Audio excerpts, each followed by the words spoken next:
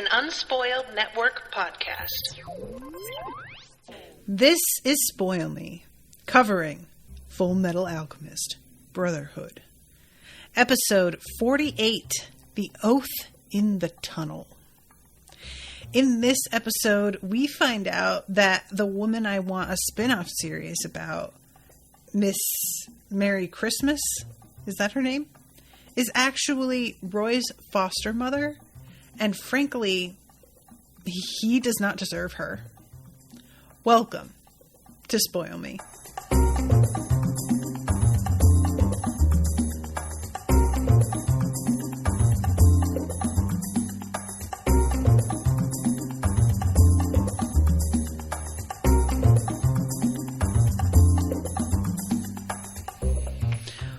Welcome to the show, everyone. I am Natasha.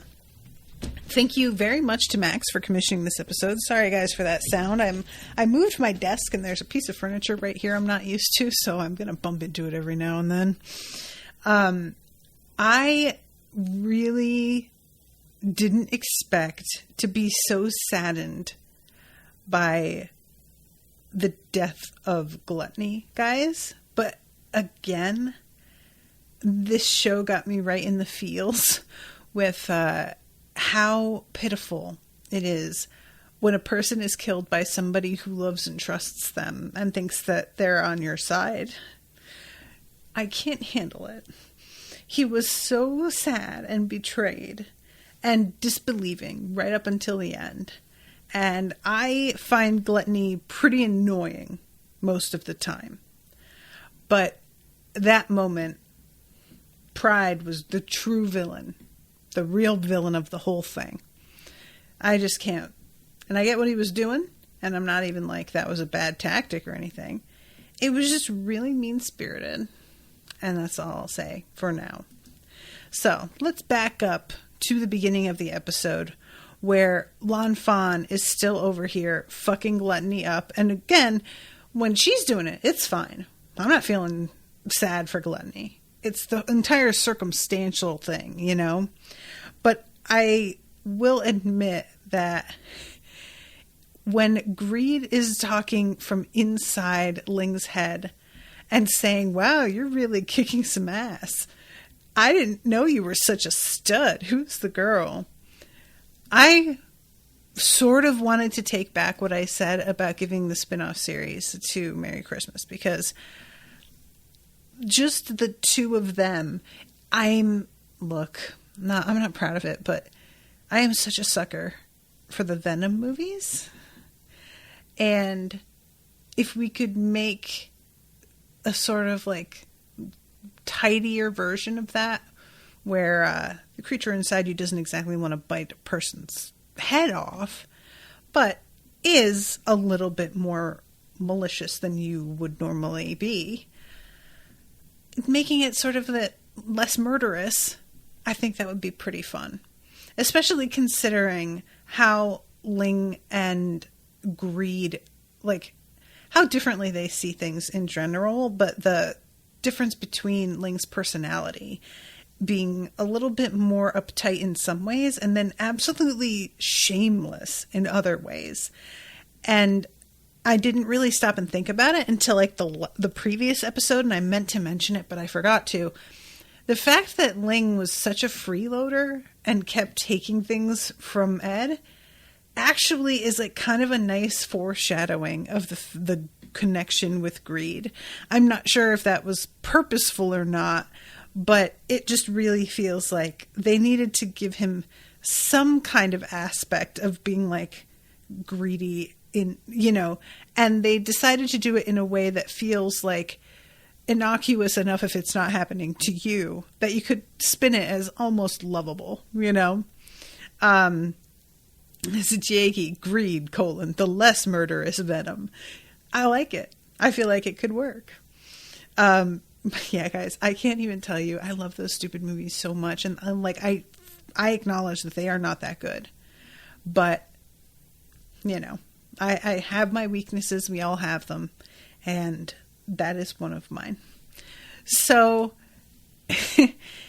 the poor Greed, poor Gluttony is flying through the air, asking mid-air, mid-hand chopped, but I don't understand how you can see me. It's very dark out here. How can you find me? And they cut his hands off. He just grows new ones back pretty much right away. But it's turning out that even though he has a good sense of smell, when there's more than one person coming at him and they're sort of maneuvering in a certain way, it's not as easy for him to track down exactly which direction they're coming from.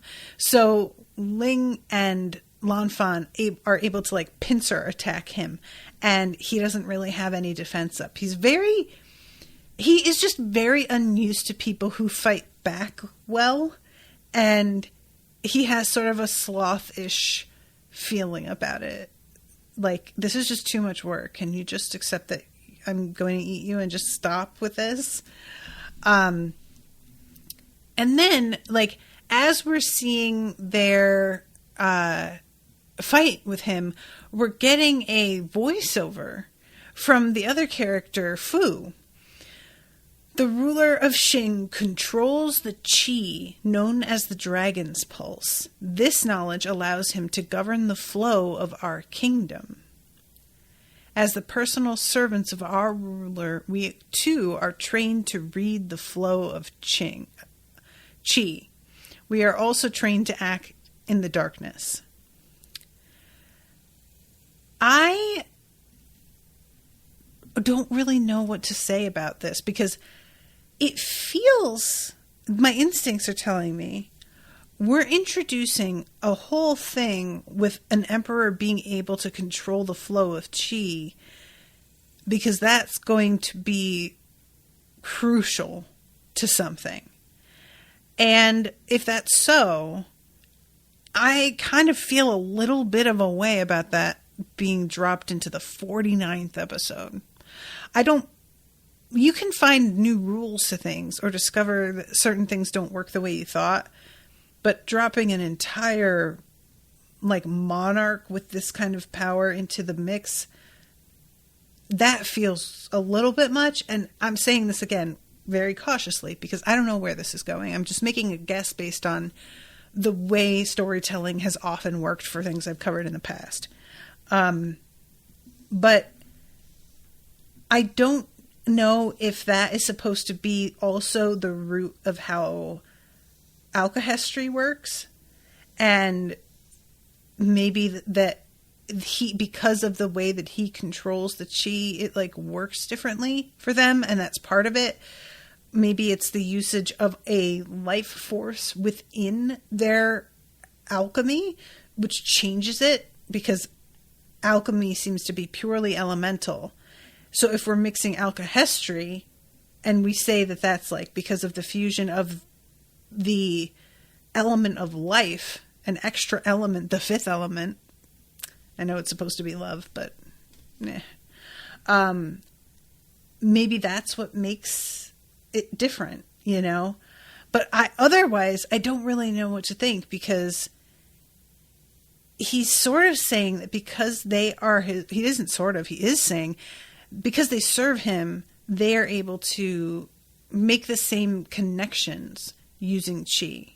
And I am just really curious how that works. Like, you don't inherit it, because that would imply that it's just a genetic thing. And he says as the servants.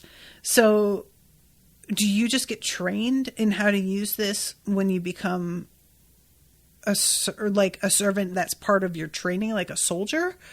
Or is it like a magical transference that once you make an oath that you are in his service, now it's just sort of locked in that will happen? And also, I don't know how much attention to pay to this. So I'm bringing up all of these things, and I may just be spinning my wheels for nothing, because it might not really wind up being all that significant. But just from where I'm sitting right now, I felt like, oh, well, wait, what does that mean? And trying to think of why they would be introducing something like this late into things. So anyway, I love when he's making the speech, and Ed and what is his name? it's not Darius. I can't remember the ape-looking guy. They are standing there, and I had forgotten that, like, it's super dark. So just all of a sudden, some random person just comes up and starts lecturing them out of the dark, and they have no idea who it is. And it takes a minute before Ed is like, wait, I can't see you, but is that Fu? How did you find us? And he says, we've been hiding in Central, and we've been keeping an eye on things, but we had detected some large chi out there, and so we followed them. And there are two enormous forms of chi battling nearby. So the chi being like the life force, it would make sense that that's what they're like. If you're using a ton of human lives as sacrifices, and then by doing that manage to draw aspects out of a personality and infuse them into being a whole other person, that would have to be a lot of chi. I assume that is what it means, essentially, that those human lives translate into chi, and that is what they needed for these like huge rituals, essentially, which makes a ton of sense. And so, yeah, Ed is like, I think you must be able to sense gluttony and greed. And he says, the one who swallowed the young lord, huh? And then he closes his eyes and he's like, wait, I think there's another one out there. And they're like, oh yeah, I think you might be sensing pride. And then he's like, wait. Hold on, there's a fourth one. Oh, and that fourth one feels real weird. That fourth one is like way bigger, actually. It's giant. And I'm sorry, guys. Checking to see. Nope, nobody told me. I'm just trying to remember the poor ape man's name because I hate calling him Ape Man. But he is the one who says that's probably Ed's father, which Ed is surprised by. And I thought it was kind of weird. He puts this together before Ed does. Because, Ed, you know what your father is made of. You know what he is. And that it was like an entire city that made him into it. You have to, like, it was weird to me that not that he didn't put it together right away, but that the other guy put it together first, and then Ed was surprised by it instead of just being like, oh, wow, I guess that makes sense, you know? But Fu is like, are you saying your father isn't human? And all Ed says is, trust me, he's the least of our concerns right now, which is not exactly an answer. But, you know, he could also just be like, none of your business. So he tells Fu, we got to figure out what to do about them. And he's like, oh, you don't have to worry about Gluttony. Lan Fan is fighting him. And I just, first of all, need to say how much I adore that he is so unworried. He is, the confidence in Lan Fan is touching. I just really, he's 100% like, oh no, don't worry about it, she's got it. And it's a really nice contrast with Ed's reaction, which is, are you kidding me? She hasn't even had her automail on for a full 7 months. She's not ready to go out there like this. She's not going to last without help. And he runs out into the woods to help her. And as he is running into the woods, we see Lan Fan, who is just leaping through the air with the greatest of ease. She yanks a grenade's pin out with her teeth, and tosses it at Gluttony and blows him the fuck up just as Ed is beginning to enter the clearing. And Ed gets blown into the trees and starts yelling about how they could have warned him about this. And I love the fact that she just straight up did not need him. And he is so irritated at the fact that she's fine. She didn't ask you to go running after her, so why should she have to warn you, Ed? She didn't request your presence. She is under no obligation.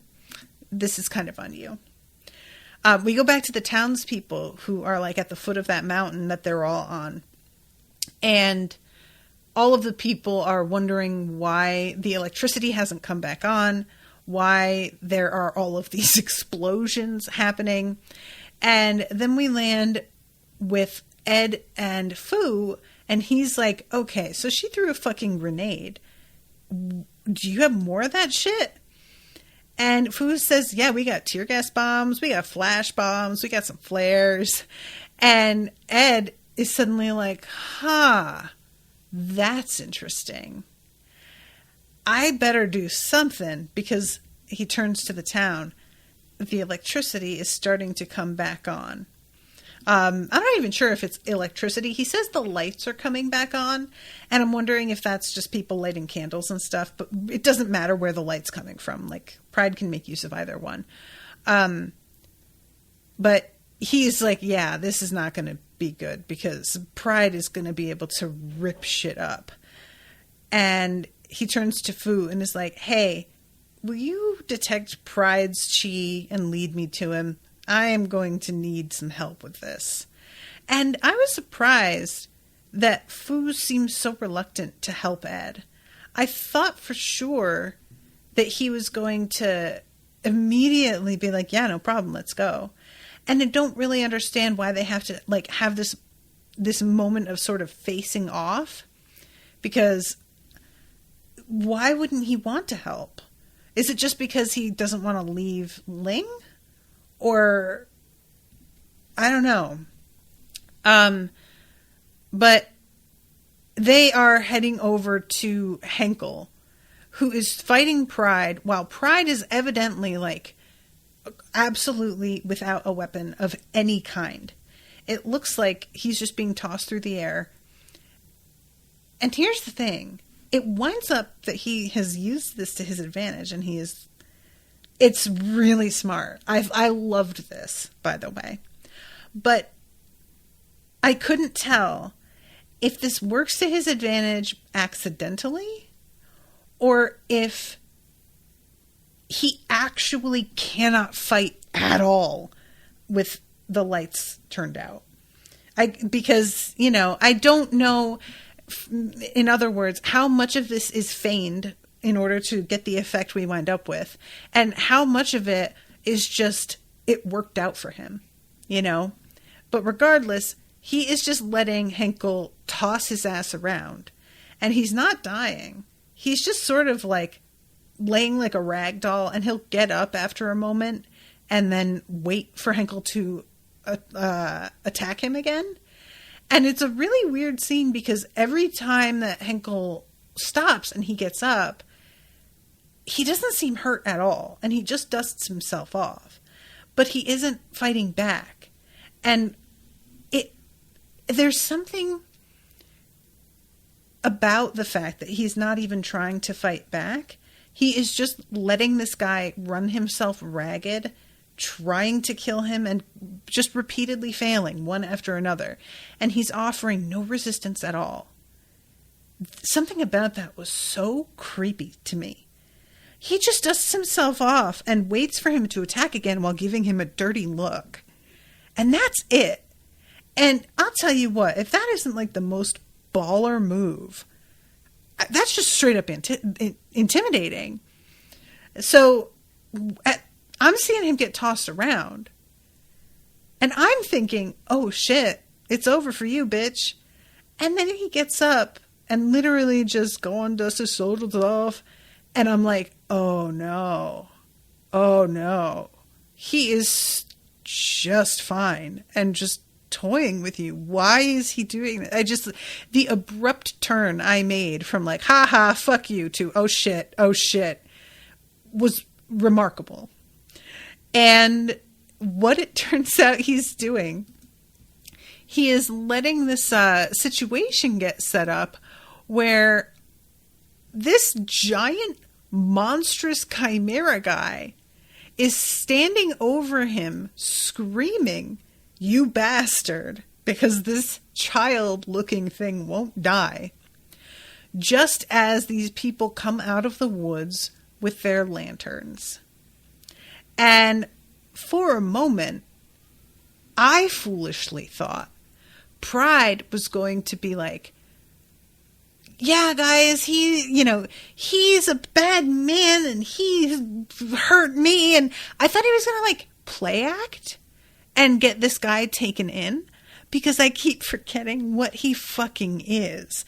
If he were a kid, that would have been a very smart move. A genuine, actual child. Smart play. Really good. That's not it at all. All he wants is the lantern light. That's it. Do you know how long it took me to figure that out? I was so surprised when he kills these two guys, because I was like, wait, they're your witnesses. What are you doing? I had it completely wrong. That was not it at all. These guys do not matter to him. They are not any help to him. All he needs is for there to be some shadows being cast. And I really like the moment where Henkel realizes that he is standing in the middle of like a circle of light, and he looks down and sees the shadows on Pride's face. And that moment of just, oh, fuck. And Pride just giving him this like very little like, I see you figured it out, smile, and then slaughtering him is really quite a moment. Really, I felt for him. And unfortunately, if it were a fairer, more just world, this guy drops his lantern and the lantern goes out, and then end of light, Pride got his chance. We are done. But no. These are gas lamps, and the man drops it, and that shit spills out into the grass, and then we get a fucking forest fire. And that is not something that you can just put out real quick. So Pride really, I don't know how much of that, again, was planned and how much was luck. But Pride has to have been around a while. This probably is a little cheat that he has figured out. Anyway, so he goes after this dude with a huge spike once that like forest fire really gets going, and he has a ton of shadow to work with. And I really thought this was going to be the end of Lion Guy, who from the chat, thank you, Zadiegi, is Henkel. And then the other guy is Darius. That's why I was so close. And he goes after him. And I will tell you what, I really believed he was going to die here, because the show isn't unwilling to kill off characters.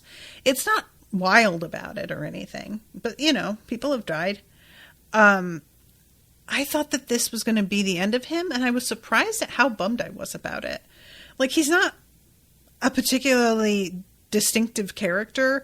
I don't feel like him and Darius even seem that different in personality. They're kind of a unit in my head. But I really have grown to like the two of them in a way that I would have been upset if he died. It would have seemed very unfair. So then we have, all of a sudden, a shield come up between that point of shadow and Henkel. And Ed jumps in front of him with his automail and absolutely stops Pride in his tracks in a pretty badass moment, I gotta say. And I was really, for a second, like, wait, how And eventually Pride asks him, and he's like, oh, it's that Northern Automail. And I was like, oh, I forgot all about that. And I didn't realize that that was somehow immune to what Pride does, but that is good to know. I don't know why it would be. You know, like it seems it's just supposed to be that it's stronger, I guess. But I thought that those kind of could go through anything. I don't know. So this is when Ed says, well, I have to admit that you fooled me and I did not know what you are. But now I recognize that you are Salim. And he says something about how things aren't often what they seem, are they, little alchemist? And Ed gets so distracted by his rage over being called a little alchemist. And I was like, listen, sir, you do really need to get that insecurity under control a little bit more. So now we are going to go over to Central, to the bar. And Madam Christmas is over here giving a bunch of the information about Salim to Roy. And she says, yeah, this kid might look like a cute little kid, but he's actually absolutely not human, because look at this. And there are a bunch of these photos that are like 25, 30, 50 years old. And he is with a government official in every single photo, and he is the same age. And she says, I look down into his and the Fuhrer's supposed hometown as well. They've got plenty of records showing that he was born and raised there, but I couldn't find a single resident who's even seen the Bradley family. Their mansion is just a hollow facade. And of course, there aren't any relatives. I want to know, like, a hollow facade. Like, did she have people try and break in and then they found out there's nothing in there? I would kind of love it if they did something to draw attention to the place being empty. But, I mean, I really do like, too, that it's not, their address is just an empty lot. There's a house there, but it's not a real house. It's just there for the sake of it, you know? And it makes me think about how if he, you know, as a real Fuhrer, there are going to be people that want to go to your, like, alleged place of birth as just like a tourist interest. And you've got to have something to show the people, even if you very reasonably do not allow tours inside. You want something for people to actually be able to go and look at. So that's a pretty thorough setup. And the fact that Salim has been with a different government official throughout all the years, I have been asking, how much do his men know? The Fuhrer's men. Because there are times where they seem to know everything, all of the secrets about what's going on with them. And then there are times where I can't tell. And I really want to know how anybody didn't notice that Salim, like, do they completely change entire regimes, all the staff, so that there's not a soul that still works there that recognizes him? I mean, I'll be perfectly honest. I'm not good with kid faces, so it's not completely out of the realm of possibility. But it would be funny if there was a moment in this show where one of the officials was like, I knew that was the same kid. I thought I was being shitty, but he is the same kid. I had my suspicions all along. So anyway, Roy is like, I really appreciate you doing this, because I know it was probably really, really hard to get this information. And she says, as soon as I found out that Salim wasn't human, my exhaustion didn't seem to matter anymore. And I was like, that's a pretty interesting way to put it. It took me a second to sort of wrap my mind around what she was saying. But she was basically like, we're working for monsters. I guess being tired is the least I have to worry about. Damien says Ed did to his automail what greed does to his body. Zijigi says, I think it's because the northern automail contains a lot of carbon, which Ed used to transmute a diamond-like substance like the one Greed uses in his ultimate shield. Gotcha. Okay. So Madam Christmas asks, why hasn't any of this gotten out before?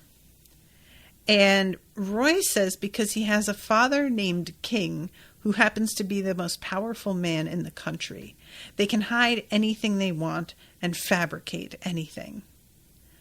And again, I suppose, but I just do feel like somebody would have had to notice, but it's fine. So we go back into the woods. Oh no, sorry. We got over this part here. The whole fight between Ed and Al begins, and then, Ed and Al. Can you imagine? Oh, I would be so mad. I mean, that's almost what happens. But we have Ed stepping in front of Pride's thing, and then we go back into the city. And this is when we see these guys out on the street, and they're like trailing Mustang. And one of them says he's still in the bar. He doesn't usually spend this much time in there. The woman who owns the bar, Madam Christmas, her real name is Chris Mustang. She's his foster mother. And the two of them gasp as they realize, oh, he's up to some shit. And they start running into the building. And then all of a sudden, it explodes. And they are in the basement, like the sewers below the street. And she's like, oh, it's gone. My old place is gone. And Roy says, yeah, I'm sorry that we had to do it like this, but I will buy you a new one. And I'll tell you what, kiddos. I don't know how I feel about Roy just being like, I'm going to be the next Fuhrer. I just feel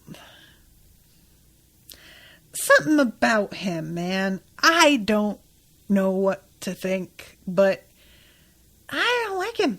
I don't. And I feel like everybody's going, oh yeah, him being Fuhrer is certainly better because the current Fuhrer is bad man. But like, what's Roy about? What is his stance on anything? All I know is that he wants to get rid of the homunculi. And that's not really anything. That's just being like, I don't like monsters, which is fine. But we don't know anything about him other than he's pretty good at organizing this resistance, which makes him look like the good guy. But like, other than the fact that he's effective at taking down his enemies, what do we know? The enemies just seem to be the bad guys. So inherently what he's doing seems like badass and heroic. But it might not be that at all. And I don't have anything to base any of it on. I'm just going by my gut, which is I just think he's bad news. I don't know what he wants. I don't know what he believes. I don't know when he started to suspect things enough that he was like, I'm going to go after the fucking Fuhrer, if it was just the atrocities of the war, but it felt like it had already started by then. I don't know. So all that to say, just, I've got my eye on him still, there was a real moment where I was extremely distracted by that mustached man who, what is his name? I keep wanting to call him Hummel, like the sausage. But I was really like, oh yeah, sure, he's trying to usurp things and come in and run shit. And I really was like talking shit about him last episode because of his wanting to do that. Without really stopping to think like, what makes that any different than the attitude that Mustang has? Mustang is pretty much doing the same thing. The only thing that you could say that's different is that Mustang isn't going, oh yeah, well, I'll let the young people do the dirty work and die, and then I'll be the one left. He isn't actively pitting other human beings against each other to clear the way for him. But that's it. That's really it. And that's a pretty low bar. So, I don't know. Grumman. Is that his name? Hummel's name? I'm going to call him Hummel from now on. So anyway, he tosses the keys and this lady's like, all right, well, it'll take you some time to get me a new place. I had better lay low for a while. And Roy says, well, what about all the girls that work for you? Where are they going to stay? And she says they're off sunbathing in a exotic locale. And I doubt they're thinking about you. I have to admit, you guys, I was a little bit disappointed because I thought they were going to wind up maybe wind up in the Armstrong house somehow.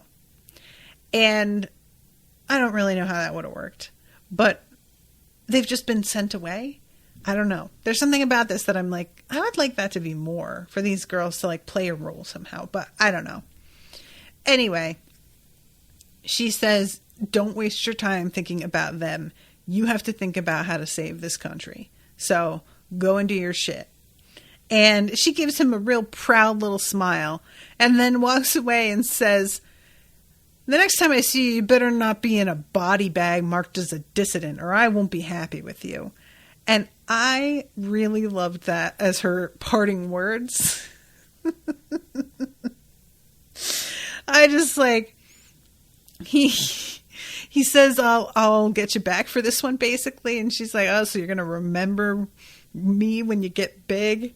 And it was just really cute. The whole attitude that she has with him is, it feels like an adult with a kid, but not in a traditional, parent-son sense, which would make sense if this obviously was not a traditional parent-son situation.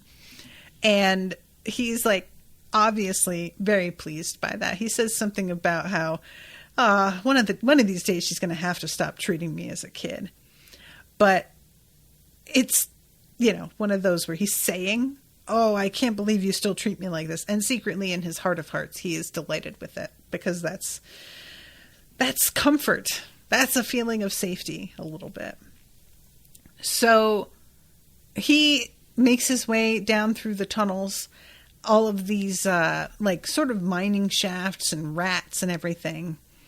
And he opens up into an area where Hawkeye and Fury and the other dude whose name I don't remember with the trapezoidal head, they are all waiting for him. And this is the scene that I was talking about. He asks, first of all, are you sure you weren't followed? Tells their dogs, you keep your nose peeled, okay? Which I was like, gross. And then Hawkeye says, I've got the family's itinerary for the next 3 days. The Fuhrer went on to observe, blah, blah, blah. And he has to be like, oh, you haven't heard about the fact that he was blown up. So that's what's going on. And one of them says something about how Grumman doesn't take any chances, does he? And I couldn't tell if that meant Grumman was like, that they knew Grumman was going to make a play like this. There was something about it that felt like they were saying, oh, he is really like going to make this plan happen, huh? And not really about the plan that they all were working on, but about his plan personally. I couldn't tell how knowing a comment that was. But in either case, Hawkeye says, well, then security is going to be a lot higher now, and this is probably going to be more difficult than we thought it was going to be. And they're talking about like whether Central is going to get invaded the way that they thought. And Roy is just like, all we know is that he's missing. So either this is like the best chance that we will ever get, or this is a setup to make us think that shit is one way and he is out there waiting for us. And I was like, that didn't occur to me. That the Fuhrer knew this was going to be an attempt at his life, and he let them think they succeeded. It didn't enter my head that it wasn't simply, oh, I escaped, but that he was playing into it as much as it was possible to do. And it should have occurred to me. It did not. But anyway, so they all, agree that they're on board. And Hawkeye says, "Your orders, sir?" And he's still just standing there staring at them. And finally he starts talking, and it felt so awkward to me. I was like, "Guy, what's going on?" But he basically is like, I just want you guys to all not die. I just, there are all kinds of ways that this could break down, all kinds of ways that this could go. And whatever we do, that is us closing the door on any other outcome. And even once it's over, we won't have succeeded at anything. We won't be done. We are going to have to completely rebuild the country. So I need you all to make it to that part. Because if you die tonight, my team of people that I trust at all is not going to be big enough to pull this off. So that's my only order. Don't die. Understood? And they click their heels together and say, "Sir!" And that is where that scene ends. So we go back to the forest fire with Ed fighting Pride. And Pride being so irritated at the fact that Ed isn't getting cut. And can I just say how insulting it was to watch how Ed is doing a fucking dance to keep himself protected. And then the camera turns to Pride and he is standing stock fucking still and just watching in this relaxed manner that just felt so... It was just insulting. It was really rude. Just, it's taking him no effort whatsoever. And Ed is like dripping sweat here. Just hated this for him. And he goes for Ed's like core at one point. Like he's going to just rip his abdomen up. And a scrap of fabric winds up on the ground in a way that you're like, oh, he very nearly got him on that one. And Ed says, "Looks like I made the right decision keeping my Northern automail after all." And this is when Salim is like, "Oh, god damn it, carbon base. This sucks." And then he says, "Well, back to plan A then." And I was like, plan A? What is that? He's going back into Al's armor. I really had thought we had seen the last of this. I'm so sad about it, y'all.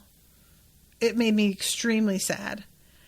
I don't like seeing Al's armor being desecrated like this. All those eyes peering out from all the little like slits. I hate it. So he gets into this armor and I'm like, oh shit. Because I'm thinking Ed isn't going to be able to fight adequately because it is going to look too much like his brother. It is not the case at all. He yells, "Now, old man." And all of a sudden, here comes Fu with some like flash bangs. I don't know what you call them, which does this really interesting thing, flash bomb. He throws it into the air above Pride's head in the armor. And the light that comes down from above, in the direction that it does, separates the shadows from Pride and basically like burns off a bunch of the tendrils that he's using in a way that's essentially an injury. It seemed like there was no way to actually harm him. But yeah, he is... Like, we watch the light spread in such a way that it breaks the central area that Pride is standing in away from the shadows. we cut really quickly to Ling and Lanfan. And Lanfan has a moment where she stops and sort of hisses in pain in a way that seems to mean that Ed was right to be worried about what she was doing when she only had her automail on like 6 months. Obviously, it's taking a bit of a toll on her. So they brought all these other resources for her to use so that she didn't have to be in just hand-to-hand and necessarily be in like a lot of pain because of that. But it's still, she's having to do a lot of like jumping and relying on her arms for balance on the trees and stuff. And it's catching up. So we're watching all of these like sort of, I don't know what to call it, like dribbles of blackness coming out of Al's armor as the really bright light is focused on him. And then when we come back, it sort of cuts away and we come back and we've got his armor like being held by Darius in this like, he's spooning him basically and says he's unconscious. You've got to get him out of here. And are you positive that he's not possessed? And Ed says, I've noticed that if you sever a part of their body, it disintegrates into dust. The flash bomb severed the shadows holding Al's body, so he's free from Pride's grasp. I thought Pride was inside the like actual armor, but he's just standing off to the side and holding his armor remotely. Is that right? I thought he was in it. I think I misunderstood. I don't know. It's kind of confusing to me because he does turn up next to Gluttony, but it was just a confusing moment for me, you know? Anyway, Damien says Ed pushed himself when he was a child, so he'd know what he was talking about when it comes to finding the limits of a fresh automail. Yeah, that makes sense. So, anyway, they have succeeded in getting the automail out of his clutches, but they're like very worried about getting that away from him, and they're ready to sort of turn their backs on him in a way that I found surprising. Because everything's light changes so quickly. It just seemed like you're walking away to protect this. And I understand it, it's Al.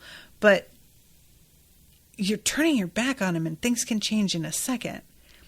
Well, they throw another of these flash bombs into the air. Right above actual Pride's head. And they shove back like a bunch of the shadow. And it's not enough to completely like bring him down, but it's enough to really fuck him up for a minute. And Gluttony, for his part, really injured his eyes on that one. He's yelling. He's on the ground. And he starts to defend himself because Pride was like, you didn't take these guys down. And he says, well, Greed and that girl weren't fighting fair. They were both doing something so that they could see me in the dark. And Pride says, really? That's interesting. And he realizes that she's from the same place that Wrath had mentioned the people who could sense his presence were from.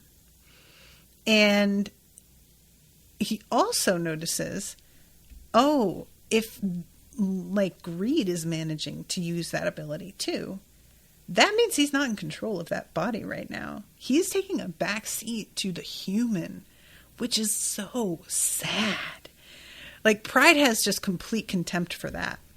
He says, how pathetic. And I was like, ouch, kiddo. So then he's like, you know what?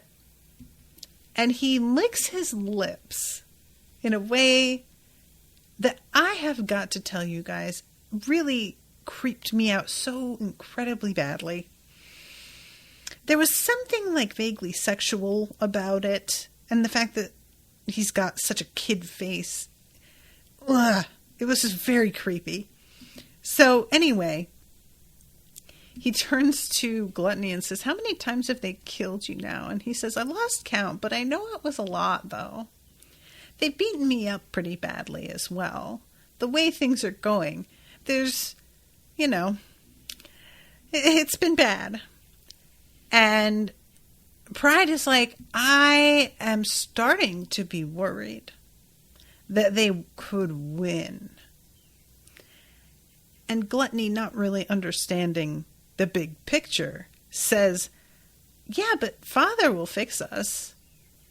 And then he looks down and he sees all of these strips of shadow writhing around him.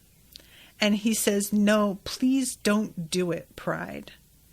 And there was something about the fact that he knew what it is Pride's doing immediately that really broke my heart. The fact that he was like, just figured it out, and he gets bitten in half by this like shadow monster that Pride makes, and he's just screaming, don't eat me, and then lust as he falls. So the upper part of his body disappears because the actual gem itself that all of his life force is running on, the Philosopher's Stone, is in his stomach.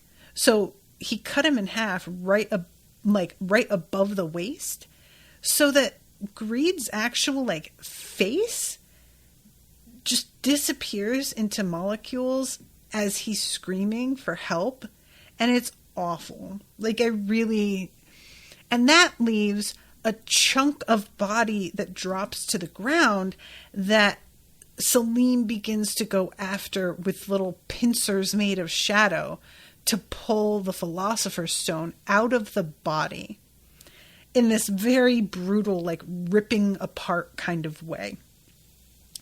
And everybody around is just sitting watching this with their mouths open like, what the fuck is he doing, though?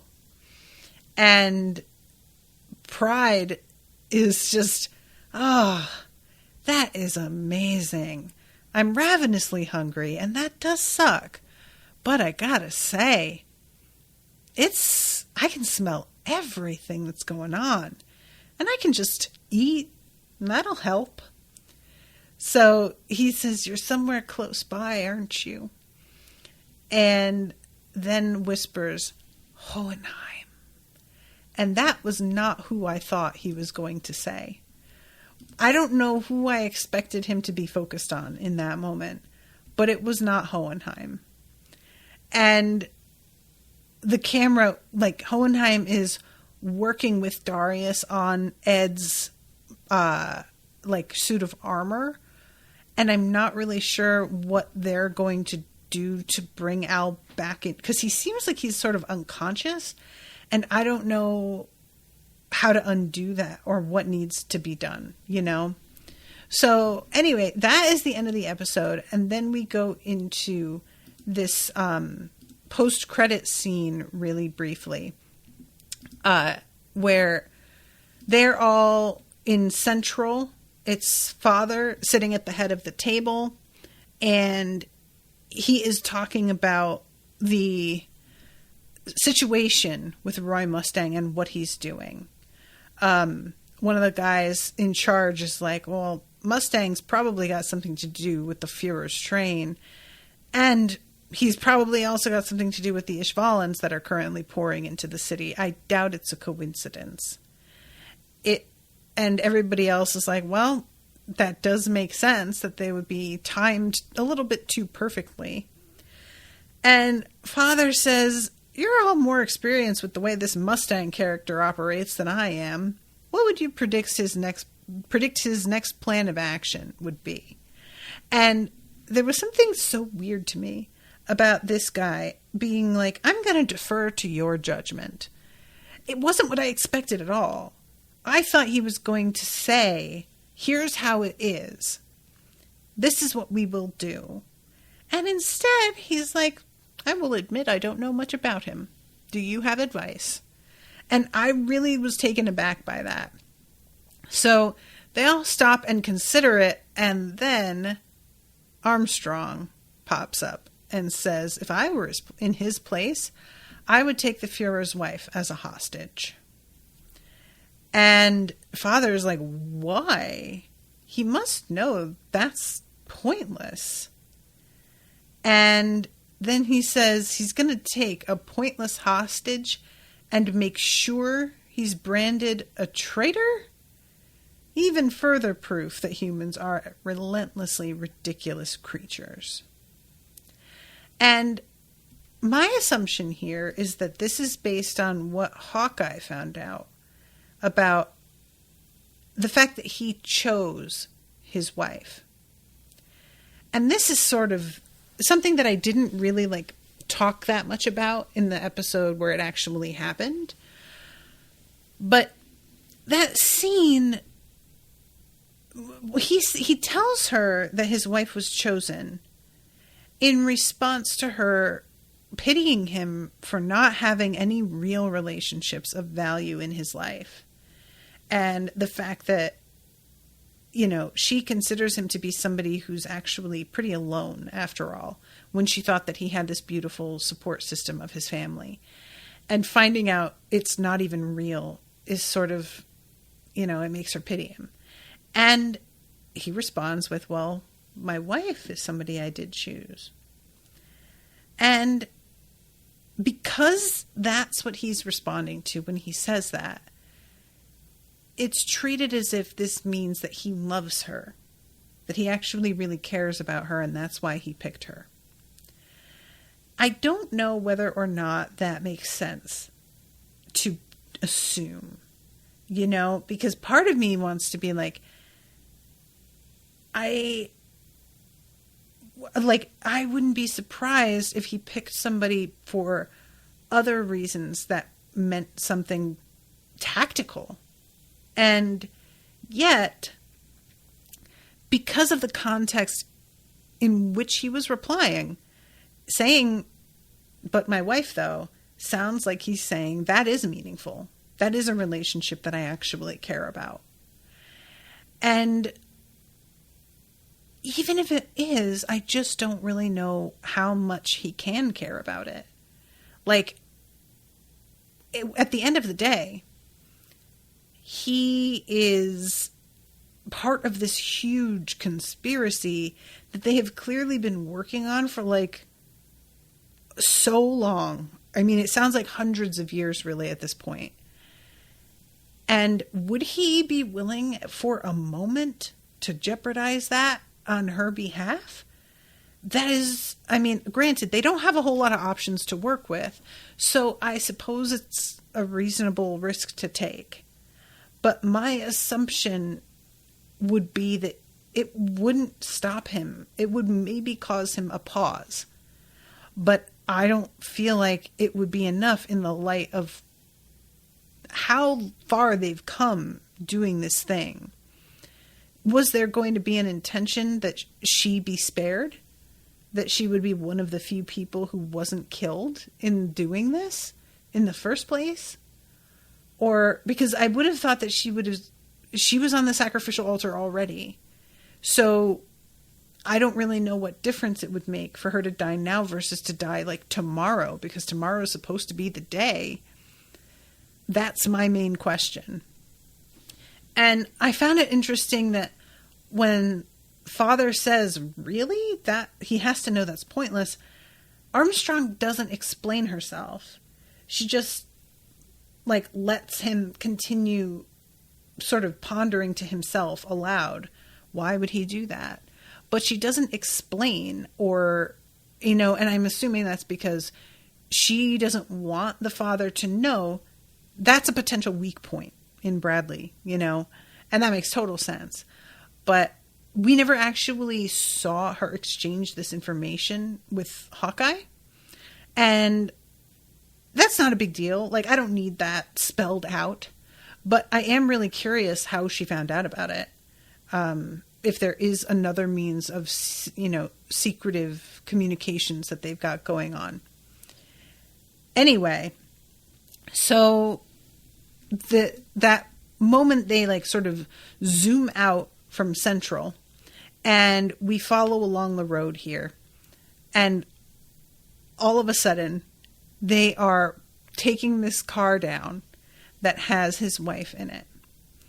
And they tell her, we have no intention of doing you any harm, but you have got to come with us because shit is fucked up.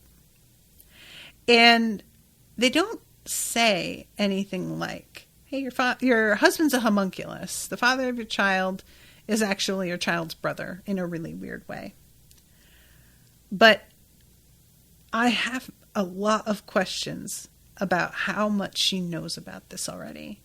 Taking her hostage makes total sense if you're going to go with the fact that he cares about his wife. But I don't know if they're going to try and manipulate her using the information about what Bradley really is. Because if that's their like other plan, is to do something with her with that, it's a big leap to just assume she has no idea. I have to assume she doesn't, based on the way that she talks about Salim. It seems like she has no idea. But I'm dying to, has she, as his wife, never ever seen him with his patch off and like been like, what's going on there, babe? But anyway, yeah, Roy just is like, I need you to come with me, Madame Fuhrer. We have no intention of harming you. And he reaches his hand out, and she's looking at him with this like, I guess I have to come with you, but I don't know. I don't know what other option there is. So, and he just says, please, it's important. And he says that, and then the camera goes away. And that's the end of that post-credit scene, so we don't actually see her agree to go. We just see her looking at him and looking at his hand and reaching toward him a little, but it's like she could pull away at any time. And I'm very interested in whether or not she just decides, okay, yeah, let's go, or if she like kind of causes a bit of a tussle here. I don't know what she's capable of. I don't know her. So, yeah, that's how that ends. So this is pretty fun. I feel so bad for fucking Gluttony in that scene, but I really do find him kind of annoying, so I'm glad he's taken off the table in another way. Salim is just really, really scary. And so bringing it all down to him now that greed is sort of on our side, asterisk, I think that's the smart way to go. That makes sense to me. Oh, Sloth, I guess, is also out there, but he's backing Father right now and isn't really involved in this whole thing. So that's a whole different situation. All right, everybody. Well, thank you again so much for coming. Thank you again to Max for commissioning this. Appreciate it so much. Hope you guys are all enjoying the content. And until next time, toodaloo, motherfuckers.